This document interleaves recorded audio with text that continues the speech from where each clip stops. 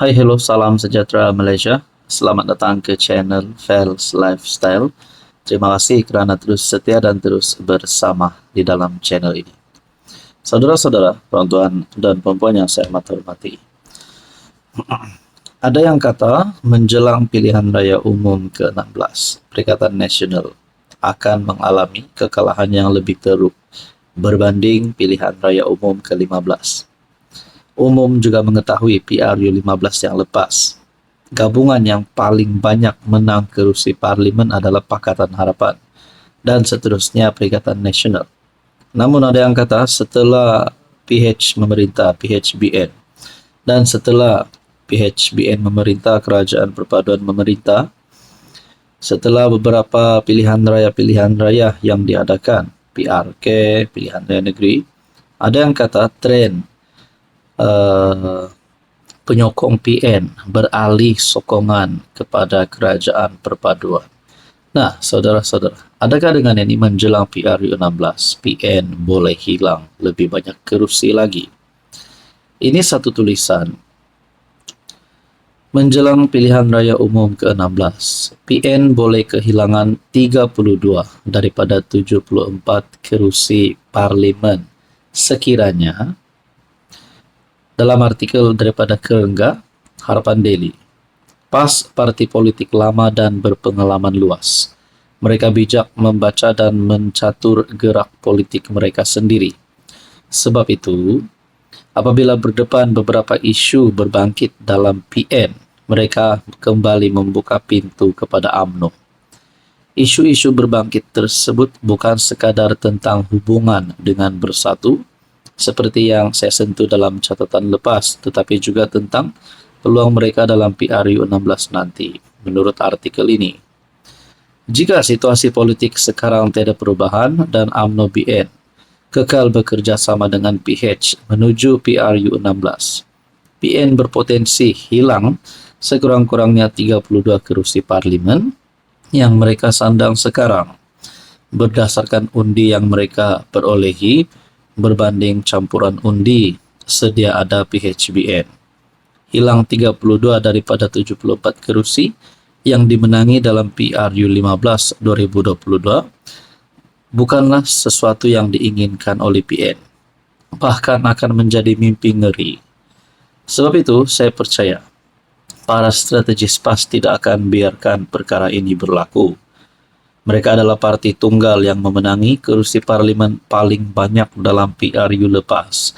Mereka akan cuba pertahan karisma yang ada.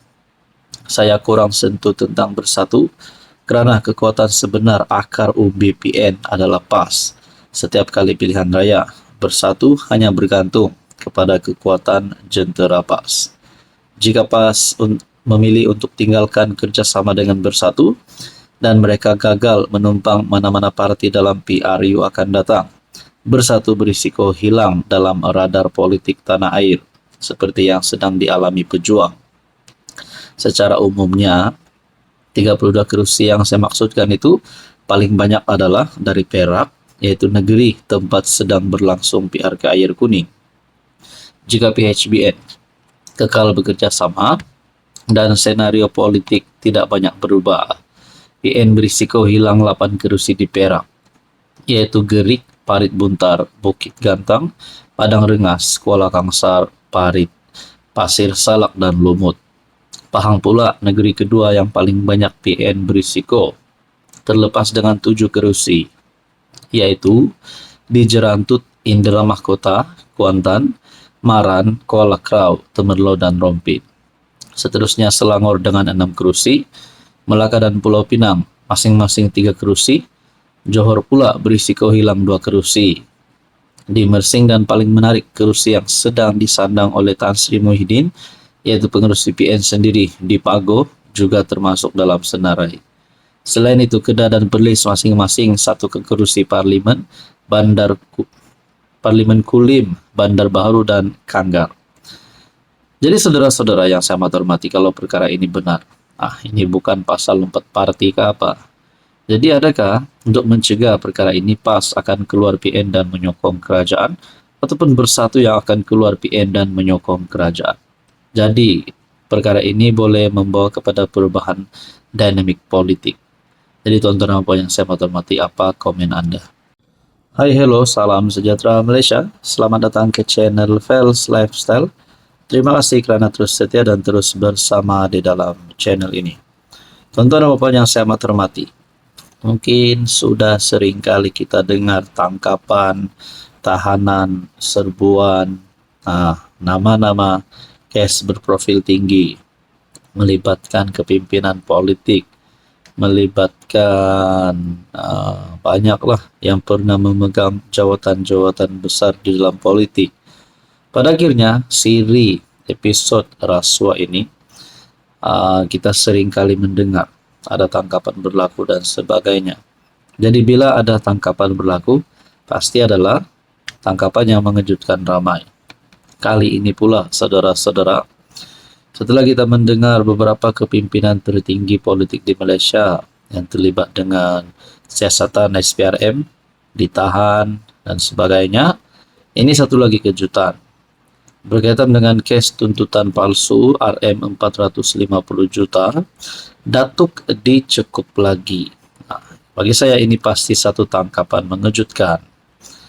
Lelaki bergelar Datuk yang dibebaskan daripada tahanan reman, sekali lagi direman oleh SPRM kerana disyaki mengemukakan tuntutan mengandungi butir matan palsu membabitkan kira-kira RM450 juta.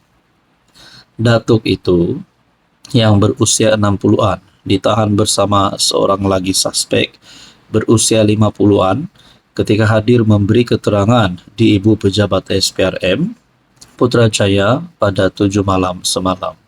Artikel bertarikh 5 Mei. Perintah reman terhadap mereka dikeluarkan oleh pendaftar Mahkamah Magistrat Putrajaya Siti Rosli Zawati Muhammad Zanin selepas permohonan dibuat SPRM. Menurut sumber SPRM, perintah reman ke atas datuk berkenaan dikeluarkan selama 2 hari, manakala seorang lagi suspek direman selama 5 hari.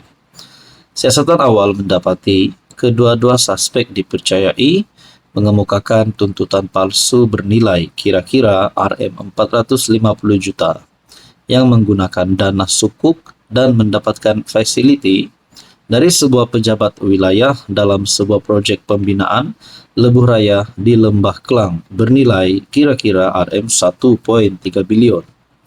Tangkapan ini adalah susulan daripada tangkapan sebelum ini yang melibatkan tuntutan butir matan palsu bernilai kira-kira RM360 juta dan jumlah keseluruhan tuntutan palsu ini bernilai kira-kira RM800 juta.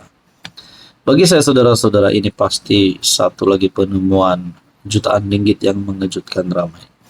Saudara-saudara, apa komen Anda?